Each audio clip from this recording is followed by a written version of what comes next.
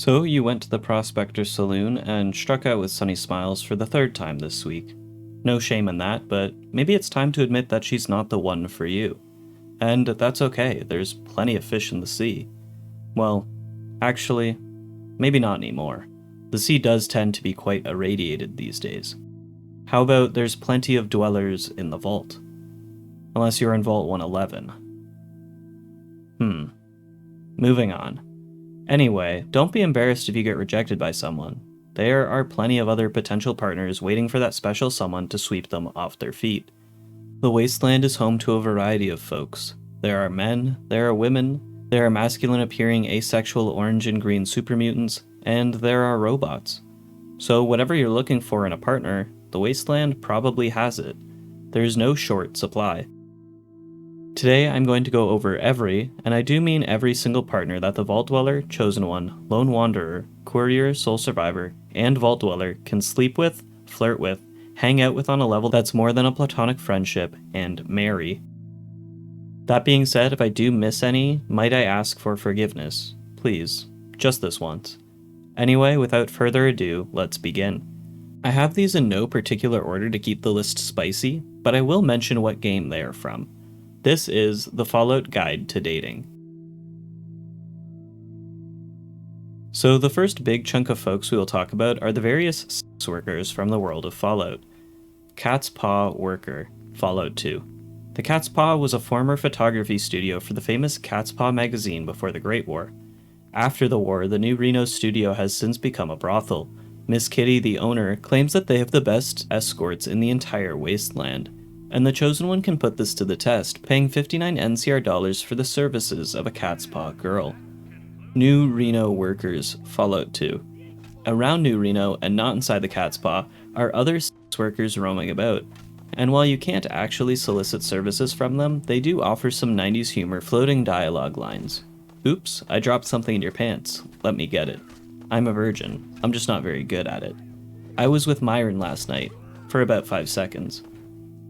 It's a sign of the times. Fannie Mae, Fallout 2. Fannie is a sex worker operating out of the Malamute Saloon in Redding. She sometimes touts a tale of being indebted to the bar's owner Louise, begging for money and work so that she can pay her off and skip town with her beau. In reality, she's hopelessly addicted to Jet, using the money from her sales to fund her addiction. If you're a man, $60 dues is what it'll cost you for a night with Fannie Mae.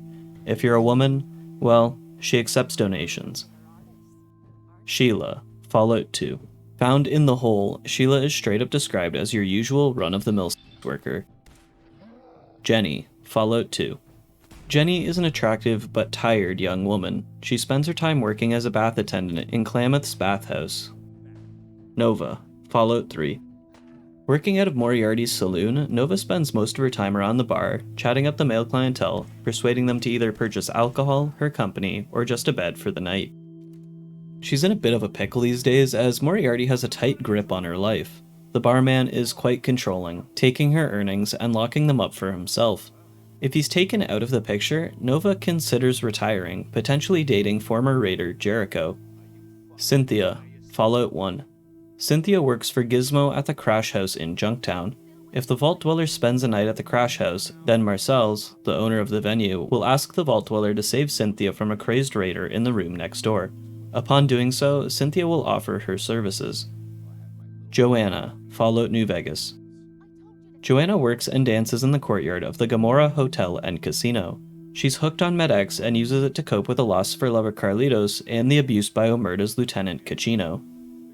The courier is able to help her escape life at the Gomorrah and reunite with Carlitos in the quest Bye Bye Love.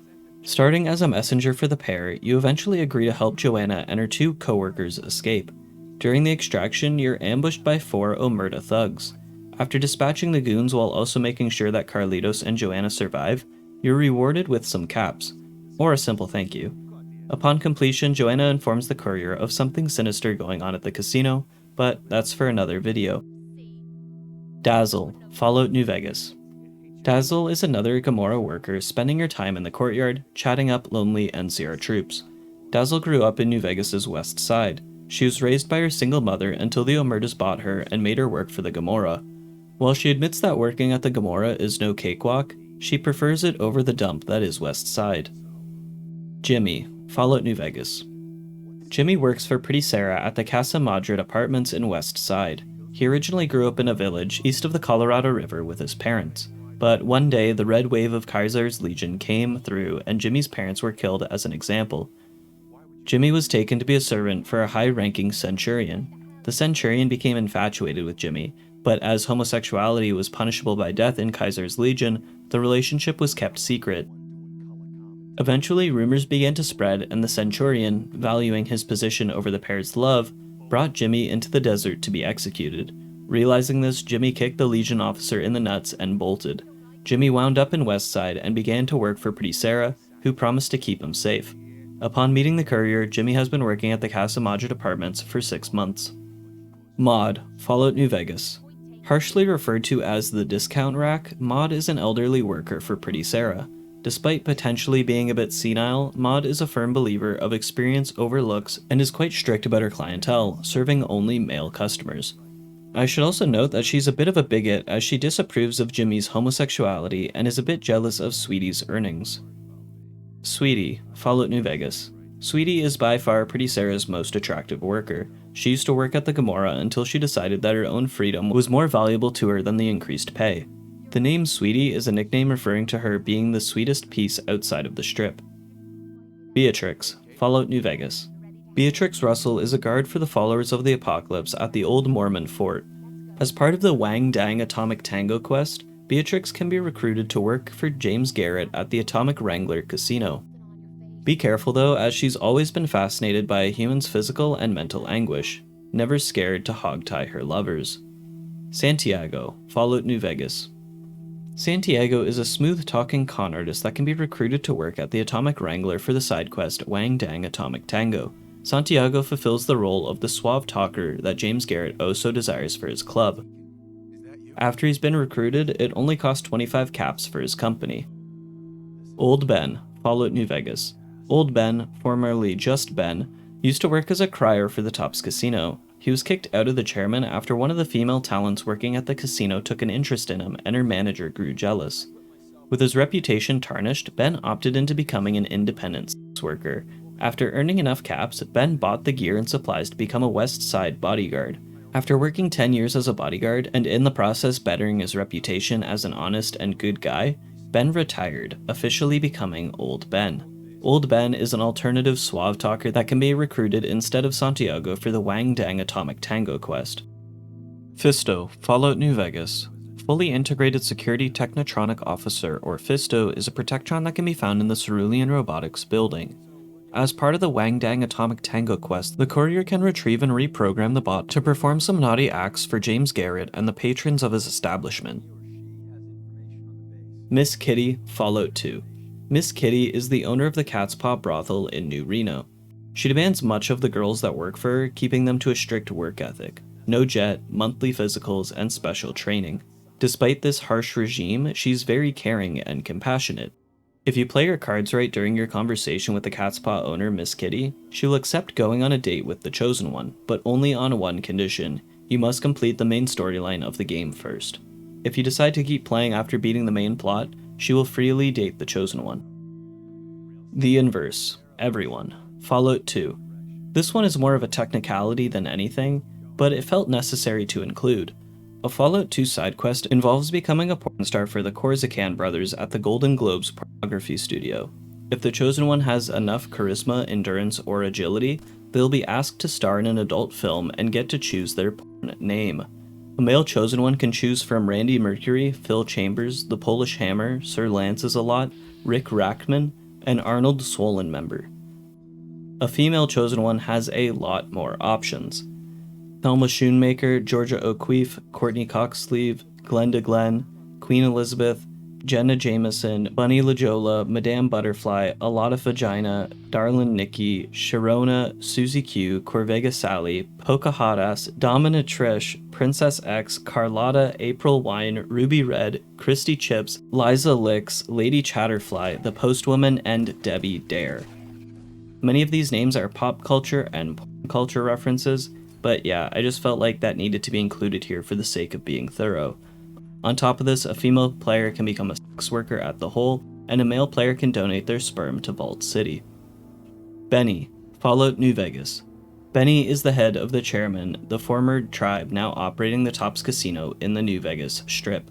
Benny is known as the guy who made the biggest mistake in the history of mistakes when they shot the undying courier in the head in order to steal a platinum chip. Wishing to retrieve the stolen chip, when the courier is dug up from the shallow grave, they set about tracking down Benny. This leads them to the Tops where they can confront the Chairman. If the courier is female and has the Black Widow perk, they can seduce the man in the checkered suit and sleep with him. They have the option to eliminate Benny whilst he sleeps. Talk about a one-night stand. Tyrone, Fallout New Vegas. Tyrone is an NCR trooper that is found just outside of Prim. In secret from the NCR, he sells various misplaced chems to Chomps Lewis, who then gets his daughter, Melissa, to move the chems from Sloan into Great Khan territory. Tyrone recently had to hike up his prices after the NCR discovered that NCR chems were getting into Great Khan's hands, which were then being sold to the Fiends. He also recently cheated Chomps out of chems by being slow on a chem delivery despite advanced payment. This pissed Chomps off, and he asks the courier to help track down the missing shipment. The courier needs to negotiate with Tyrone in order to get the supplies.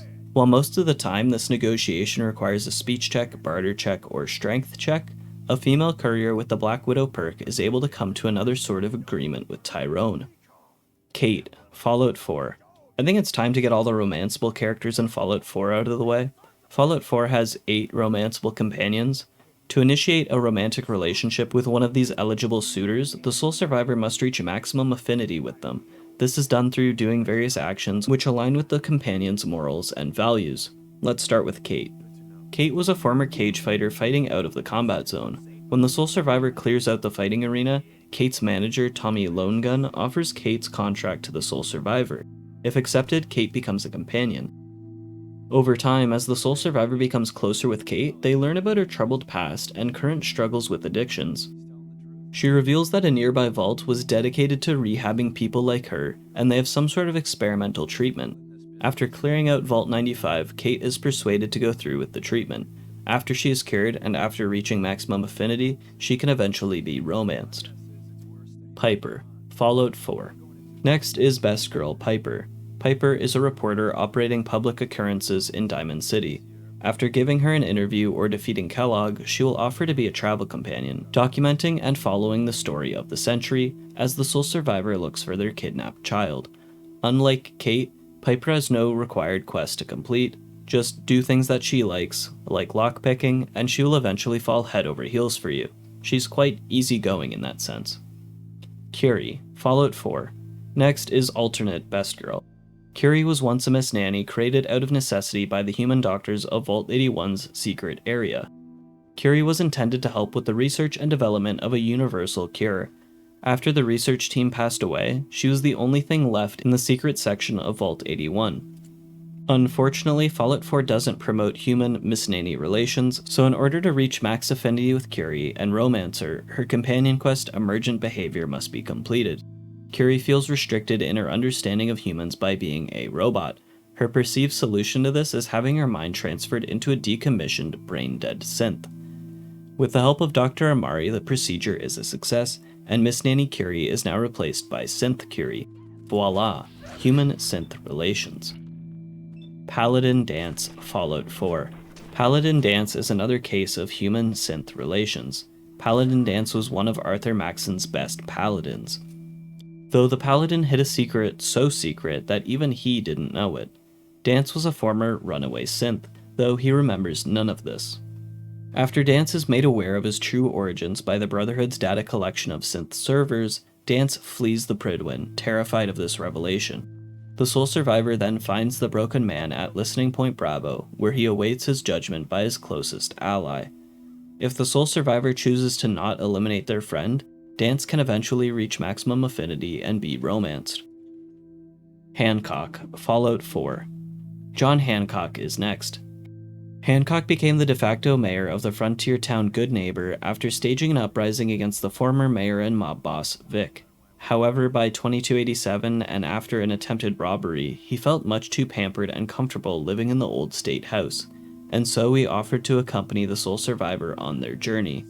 Like all other companions, Hancock can be romanced after reaching maximum affinity. This is best done with chem use. Nothing says true love like getting a jet addiction together. MacCready, Fallout 4. Robert MacCready has come a long way from his mayor for fucking life days, eh? In the 10 years between Fallout 3 and 4, MacCready has seen it all. He wandered the wastes as a hired gun, fell in love, and started a family. Eventually though, as things do in Fallout, things went bad. His wife was killed by feral ghouls, and his son fell ill with an unknown disease. The search for a cure brought MacCready to the Commonwealth, and while he has had a miserable time in the former state of Massachusetts, a chance encounter with a wasteland legend is the best break he's had. In 2287, MacCready can be found far from home in Good Neighbors the Third Rail Jazz Club. There, he can be recruited as a companion for Caps. He's still a hired gun after all. During your travels, MacCready's affinity will eventually reach a cap of 449. To increase it, one will need to kill Winlock and Barnes as part of the Long Road Ahead quest. Once that is done, it can be increased to 750, at which point the second part of his affinity quest will begin. Find the cure-all in the MedTech Research Building and you can reach max affinity with MacCready and romance him. Bingo, bango, bongo. Preston Garvey, Fallout 4. Preston Garvey is one of the few remaining members of the Commonwealth Minutemen. He's found holding out a defense at the Museum of Freedom in the town of Concord. Should the sole survivor help in the defense of local settlements and assume the role of General of the Minutemen, Garvey will be able to be recruited as a companion. Unlike some of his peers, no affinity quest is needed to reach the max. As such, the easiest way to romance Garvey is to be a nice fellow, offering aid to settlements and helping settlers. Garvey is a simple man. See a settlement, save a settlement. Gage, Fallout 4. And the last romanceable character from Fallout 4 is the Nuka World DLC companion, Porter Gage. Gage was the right-hand man to Overboss Coulter. However, as the Nuka World Raider gangs grew displeased with Coulter's incompetence, Gage began waiting for an opportunity to find a replacement. This chance came when the sole survivor made it to the final boss of the gauntlet, Overboss Coulter himself. As this fight was usually rigged in Coulter's favor, Gage gives the sole survivor a super secret weapon, the Nuka-Cola Thirst Zapper. Using the water gun, the sole survivor is able to short-circuit Coulter's electrically augmented power armor and defeat the boss. After the sole survivor becomes the overboss, Gage will offer his services as a companion. From here, raising his affinity is quite easy. Be violent and steal stuff. Real simple. Beckett, Fallout 76. It's not just Fallout 4 that has an affinity system. With the Wastelanders update to Fallout 76, so came the addition of allies to the game. 2 allies offer a unique questline that can result in a romantic relationship at the end, if the player so chooses. The first ally is Beckett. Beckett was a former Blood Eagle raider. He has since moved on from the raider lifestyle and now wishes to tie up some loose ends relating to his troubled past. Much of the questline is saving former friends, killing high-ranking Blood Eagles, and culminates in an attempt to save his brother Frankie from a Blood Eagle leader known as the Claw. After all this, Beckett can be romanced, providing the player character the Lover's Embrace temporary perk after sleeping in a bed, similar to Fallout 4. Sophia, Fallout 76. The second of the 2 romanceable allies is USSA Commander Sofia de Guerra. Sophia was an astronaut working for the US Space Administration on a top-secret experiment, dubbed the Deep Sleep Project. The project was testing the effects of long-term suspended animation by putting astronauts in a sort of hibernation in space. By the start of Wastelanders, her ship has crashed in Appalachia, where she is then rescued by the Vault Dweller from 76. Much of her questline revolves around the player character helping her figure out exactly what happened and finding a way to cure her constant headaches. After this is done, a budding romance between the Vault Dweller and the woman who fell to Earth begins. Like Beckett and the other Fallout 4 romanceable companions, sleeping in a bed near Sophia temporarily gives the Lover's Embrace perk. Carrie Lee, Fallout 1. Carrie Lee is the daughter of Dimitri Romera, the head of the Crimson Caravan Company. While she may appear as any old wasteland punk, she operates a tough and on-time caravan. Her father hopes that one day she'll be able to take over the business so that he can retire. After getting approval from Dimitri, the Vault Dweller can work with Carrie on some caravan missions. If the Vault Dweller is male with at least 7 charisma or the Berserker title, Carrie will mention that she's heard of you and ask if you're as tough in private as you are in public. This leads to a romantic encounter. Afterwards, she gives you some chems. Magnolia, Fallout 4. Magnolia is the jazz singer working out of the third rail in Good Neighbor. She was hired by Whitechapel Charlie to perform in the underground club and entertain its guests. And it does work, as many drifters remark that they only go to the third rail for Magnolia and the booze. The sole survivor can flirt with the singer in between sets, where after 3 increasingly difficult charisma checks, she will agree to go on a date. The screen fades to black and you both wake up in a room in the Hotel Rexford. She thanks you for the time before explaining that her first and only love will always be the stage. Gotta respect a woman who's honest, driven, and knows what she wants. Queen shit. Maria and Davin, Fallout 2. Did you know that the Chosen One could get married in Fallout 2? It's a very strange encounter, as there are only 2 marryable NPCs in the game. Regardless if you play a male or female Chosen One, you have the choice to marry either a woman named Maria or her brother Davin. Let's go over your options and why I think it's best if you remain single in this case. Living in Modoc, Miria and Davin are the children of the slaughterhouse owner Grisham. Miria is quite the chatterbox, always talking about the gossip and rumors around Modoc to anyone who will listen. Now, Miria would also seem to be polyamorous. She has quite a handful of sexual partners at any time. From her own mouth, she has slept with 10 or 20 people this month. However, if you pull a beta move and shame her for her sexuality, say goodbye to your chances at becoming a husband. David is quite similar to his sister. While he doesn't talk nearly as much as Miria, he is quite scandalous, with one of his dialogue lines offering a threesome next time. Full disclosure from what's been mentioned so far, nothing is really that bad. It's fine to be promiscuous. Where the line is drawn, however, is incest. One of David's dialogue lines is, "Humph, Miria isn't that good in bed," implying that he's had first-hand experience. But that's not the only red flag. If the Chosen One has a charisma of 7 or 8 and a good reputation in Modoc, they can sleep with either of the siblings. However, it would appear that their father, Grisham, has some conservative views regarding premarital sex. Upon waking, you'll be faced with a shotgun in your face and an ultimatum. Marry the person you just slept with, or die. While there is a speech alternative and you could try to run away, if either of those fail, a permanent companion will be added to your party. And while getting forcefully married at the hands of your future father-in-law is one of the largest red flags in existence, it gets worse. As a companion, both David and Miria are absolutely foul. They have no additional points in any skill. Their skills, AP, and HP can't improve, and they can't level up. And as you can't tell them to wait in any location either, the only way to get rid of your spouse is if you 1. Get them killed in combat, 2. Sell them to slavers, or 3. Give a bottle of alcohol to Father Tully in New Reno in exchange for a divorce ceremony. If one gives the news to Grisham about the death, new occupation, or divorce, he will have a heart attack. Just one of the messiest sequences of events for the Chosen One. Don't get married, folks. Not because their family could be psychos, but because they could be a bad companion. The Bishops, Fallout 2. Next up are the Bishops. Fair warning, this entry will be covering both Leslie Ann Bishop and her daughter Angela Bishop. Angela Bishop's story is quite dark and may be triggering, but I want to be as thorough as I can, so I'll do my best to cover it with tact. Skip to the time on screen if you think it might be a bit much. No shame in skipping. The Bishops are one of 4 families that govern New Reno. They are headed by John Bishop and operate out of the Shark Club. John is your stereotypical, sleazy, possessive, and unfaithful husband and father. Once a Vault City citizen, Leslie Ann left the near utopia when she fell in love with and married John Bishop. However, over the years, John's true nature began to reveal itself and her love for her husband dwindled to nearly nothing.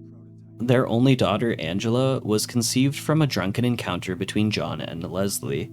As Leslie grew resentful of John, she began to pursue other men.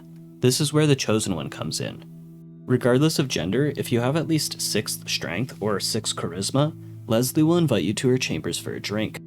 This leads to more than just a drink and a potential new ending for New Reno at the end of the game. We'll get to that in a moment. John's neglectfulness of his daughter and general scumbagginess has led Angela to lead a more promiscuous life. Without a supporting father figure in her life, Angela seeks constant validation from attractive men, jet, and alcohol. She is a victim to her circumstance. The reality is that Angela just wants to be loved for the first time in her life. However, the Chosen One cannot fix her. If the Chosen One is male, they can, like other men in her life, only love her for a single, lonely night. This leads me to the New Reno ending. If the Chosen One has slept with either Leslie or Angela without having a condom in their inventory, the following narration is played. Not long after the destruction of the Enclave, the Bishop family of New Reno was blessed with a child. This child seemed to have little in common with the bishops, preferring instead to spend his days exploring the wastes. When he turned 13, he seized control of the Bishop family and led them to victory over the remaining New Reno families. He died quietly in his sleep at the age of 73, never having known his real father. The Chosen One becomes an absent father to a driven, ambitious, and unknown wanderer, only known as the Bishop Child in-game. This ending was actually canonized in New Vegas, as Bruce Isaac, the singer in Novak, mentions having stolen money from a Mr. Bishop. He goes on to say that he had to flee the Mojave because Mr. Bishop knows the wasteland like the back of his hand and likes to wander it. But yeah, that's the story for the bishops. Just all around messed up and not very pleasant to talk about. Let's move on. Slim Pickett, Fallout 2. Slim Pickett is the leader of the trappers in Klamath. Due to a rat problem caused by an intelligent rat leader named King Rat, he has locked up the northern section of the trapper town. If the Chosen One is female, they can choose to sleep with Slim Pickett in exchange for the key. You better hope they only call him Slim because of his height. Joey, Fallout 2. Joey is a small-time chem dealer working out of the den's west side. A female Chosen One can accept his advances or tell him that you wouldn't sleep with him even if you were the last non-mutated man on the planet. Carl, Fallout 2. Carl is a drunk that has recently been spending his days at the back of Mom's Diner in the den's east side. Here, he begs for money to fuel his drinking habit. Once upon a time, he was a hard-working farmhand, but when he began to see glowing ghosts around the farm, he bolted to the den, refusing to go back. A female Chosen One with a charisma score of 8 can sleep with Carl in exchange for 1,000 NCR dollars. Lil Jesus, Fallout 2. Lil Jesus Mordino is the right-hand man of the Mordino's crime family in New Reno. He likes knives, a lot, and even named his knife Little Jesus too. If you have a knife drawn while speaking with him, you will get the chance to gain a 5% bonus to melee weapons for a fee. If you're a female character with a charisma score of 6, you can choose to sleep with him for another 5% bonus to melee weapons, but only if the sex was good. T-Ray, Fallout 2. T-Ray is the manager of the chop shop in New Reno.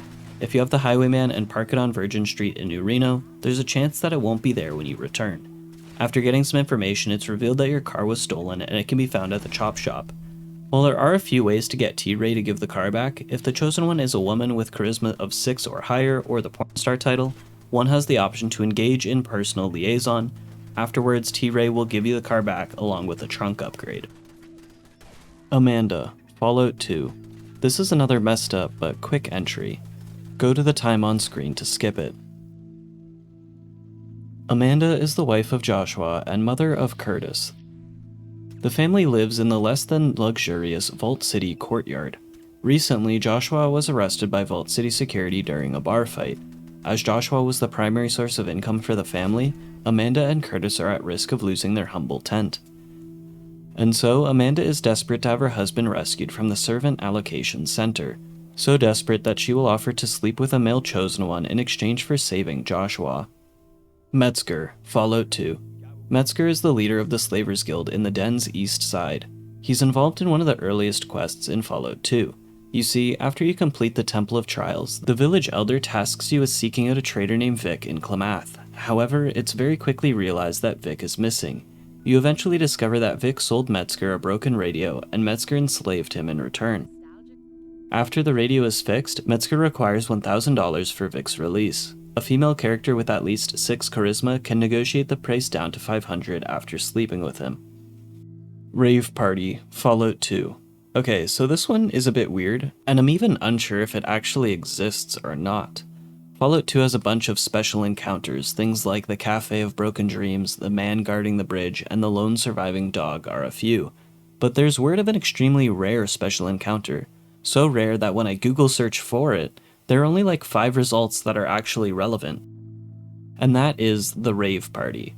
According to Purgeorner's The Nearly Ultimate Fallout 2 Guide, the Rave Party encounter found around the den is extra rare because it happens only during certain hours, 7 PM to midnight. You can actually get infinite chems in this encounter. There will be 1 or 2 people selling booze and a few others running around who sell Mentats, Buffout, and Psycho. When you pay for a chem, your money goes into their inventory, and they try to walk up to you and use a newly created chem dose on you. If you move away, the chem will be left on the ground instead for you to pick up. When you're done, kill the partiers or just steal the money. You can also have sex with the partiers if you like. To do this, you must first use a skill on them, steal, first aid, or doctor. This will give you an extra line of dialogue. Just ask them until they agree, and gender is not an object. So I suppose part of the reason why no one talks about it is because very few people ever encounter it. It's just odd. You'd think after all these years there would be more information on it besides a 2017 Steam discussion, a 2015 video with less than 1,000 views, a 2008 No Mutants Allowed file share, and a 2005 No Mutants Allowed forum discussing its existence, and Perjourner's guide. It's all just quite bizarre. Have you ever experienced the rave party encounter? Francis, Fallout 2. Okay, so this one is another... how should I say this? This one is interesting, that's for sure. Francis is a former member of the Master's Army, now living in Broken Hills. Spending his time in the local tavern, Francis finds himself bored quite often. But he's come up with a way to suppress this boredom. He does this by being Broken Hills' arm wrestling champion. Now, if the Chosen One wants to take down the champ, well, then you have to abide by his rules. According to Francis, if you win, you get his power fist. If he wins, well, you become his gimp for the night. A strength and endurance score of 9 will result in a win, but a loss will result in waking up with a ball gag in your inventory. Best not to challenge a literal super mutant to an arm wrestling competition. Sarah Weintraub, Fallout New Vegas. Taking a break from Fallout 2 for now, Sarah is the manager of the Vault 21 gift shop and hotel in the New Vegas Strip. One of her unmarked quests is called Suits You Sarah, and requires the courier to retrieve 30 Vault jumpsuits for Sarah to eventually resell, as according to her, people buy them like hotcakes. A charismatic courier can seduce Sarah before accepting or after completing the quest. Doing so will result in the pair going to a room where upon waking, the courier will have the well-rested status effect, an effect not normally gained from sleeping in a Vault 21 room. Red Lucy, Fallout New Vegas. Another character from New Vegas is the caretaker of the Thorn, Red Lucy. The Thorn is an underground fighting arena where spectators can pay top cap to spectate and bet on these fights. However, creature breeding, keeping, and maintenance is quite expensive, and so Red Lucy commissions the services of the courier to retrieve a bunch of creature eggs. This includes giant manti, rad scorpions, fire geckos, night stalkers, cazadors, and deathclaw eggs. Upon completion, Red Lucy recognizes you as the greatest hunter the Thorn has ever seen and wishes to know you deeper. Hey, those are her words, not mine. It's at this point where you can do the deed and awake with the well-rested condition. Carlisle St. Clair, Fallout New Vegas. Carlisle is who I believe to be the last person that can be propositioned for sex. During the side quest Beyond the Beef, Heck Gunderson is looking for his lost son, Ted. He believes the White Glove Society has something to do with it. He's right. Mortimer is preparing a cannibal banquet in order to try and return the White Gloves back to their carnal ways. One of the options to solving this particular problem is to find a replacement for Ted. One of these replacements was originally their first choice before Mortimer's men screwed up, and that man is named Carlisle St. Clair III. Now, since being the victim of an attempted kidnapping, Carlisle is quite on edge. However, his worries can be put to rest by a courier that has either the confirmed bachelor or Black Widow perk. The courier can request a private audience inside of a dumpster. Now, disclaimer, I'm 99% certain that no coitus is to be had with Carlisle, as Mortimer only requests the courier to get Carlisle in the dumpster near his house, but for the sake of being thorough, I figured it should be mentioned. Now, there are dozens of people that the protagonist of the games can flirt with. This is especially true in Fallout 3 and New Vegas, thanks to the Lady Killer, Confirmed Bachelor, Cherchez la Femme, and Black Widow perks. However, as many of these encounters are just innocent flirts, usually ways to get information or skip some parts of a quest, it doesn't feel right to go over all of them. So we'll just go over a few ones. Sounds good? Sounds good. Bittercup, Fallout 3. Bittercup is a gloomy resident of Big Town. She dates around quite a bit, but has never really been too happy with her options. This changes when the Lone Wanderer shows up and starts talking about death, mutants, violence, and such. This interests her to the point where she begins offering the Lone Wanderer miscellaneous supplies anytime they arrive back to town, and even express a desire to build a shrine to you. Alex Richards, Fallout New Vegas. Alex Richards is an NCR doctor stationed at Camp Forlorn Hope. If you have the Confirmed Bachelor perk, Richards addresses the player with some cute pet names, calling you Little Buttercup and My Fine Dear. He also attempts to flirt with you by saying things like, "I'm always a sucker for a pretty face," and "I think it just got a little bit hotter in here" when you greet him. Corporal Betsy, Fallout New Vegas. Corporal Betsy is NCR 1st Recon Alpha Team's sniper, currently stationed at Camp McCarran. If the courier is a woman with at least 7 charisma, she'll be overtly flirtatious upon meeting. If the courier has the Cherchez la Femme perk, they can reciprocate her advances, though the dialogue sorta ends there. Phyllis, Fallout 2. Phyllis is the medical assistant working for Dr. Troy out of Vault City. Her unmarked quest, See Phyllis, is a great source of experience points, and it comes with some flirtatious options. Outside of a male PC being able to donate sperm as previously mentioned, if you have a combination of charisma, speech, and other perks, it's possible to get Phyllis to agree to go on a date with you. However, you quickly realize that Phyllis is quite dull and decide to never date anyone like her again. A female chosen one can attempt to flirt with Phyllis, but they will be rejected. Tun, Fallout 1. Tun Baracus is an FEV mutant serving as the enforcer for the Children of the Cathedral. He will use his absolute worst pickup line when first meeting a female vault dweller, saying, "Hello miss, I am Tun, 2,000 pounds of the Master's toughest fighter. I have also been evolved by the FEV into something you need to check out. Let's get it on, baby." He did his best, I suppose. Brain, Fallout New Vegas. And the last flirtatious encounter I feel like going over is the fact that you can flirt with your own brain. So, as part of the Old World Blues DLC, the think tank removes the courier's heart, brain, and spine. However, part of your job is to, obviously, get them back. But your brain isn't all very interested in getting back in the head of a reckless wanderer who got shot in the head not too long ago. And so, one must reason with their own brain to get them to join you. But one can also do a bit of self-love, pleading with the brain, saying, "Come on, you're my brain and I'm your body. This is meant to be, baby." Brain's response is repulsion, and this tactic doesn't really go anywhere. But it is funny. Outside of those previously mentioned, more flirty banter can be had with Christine, the Gamora receptionist, Ignacio Rivas, Manny Vargas, Chris Haverzam, Jack the Boomer, Dean Domino, Swank the Chairman, Old Lady Gibson, Lady Jane, Lightswitch 01, Lightswitch 02, Dr. Dalla, Ronald Laren, Mr. Burke, Carl the Frumentarius, the Mechanist, Antagonizer, Dukov, Brianna, Agatha, Specialist Olin, Vikia, Defender Moral, Defender Sibley, Ramsey, Werner, Asher, Paulson, Major Knight, Cass, and Arcade Gannon. And that, my friends, is your ultimate guide to dating in the Wasteland, what I believe to be every more than platonic friendship encounter in the franchise. If you can think of any that have been missed, let me know. I'm fairly confident in my research when it comes to this topic. Remember to stay safe out there and always use protection, like RadX. Thanks for listening. That's all from me today, folks. If you like the video, be sure to share and subscribe. Have a good rest of your day. Cheers. Oh, Knight. You must not be from around here. If so, doesn't do to get too friendly. This isn't the Republic. Oddly enough, Legion's a little more forgiving about friendships. Out here, it's not as accepted.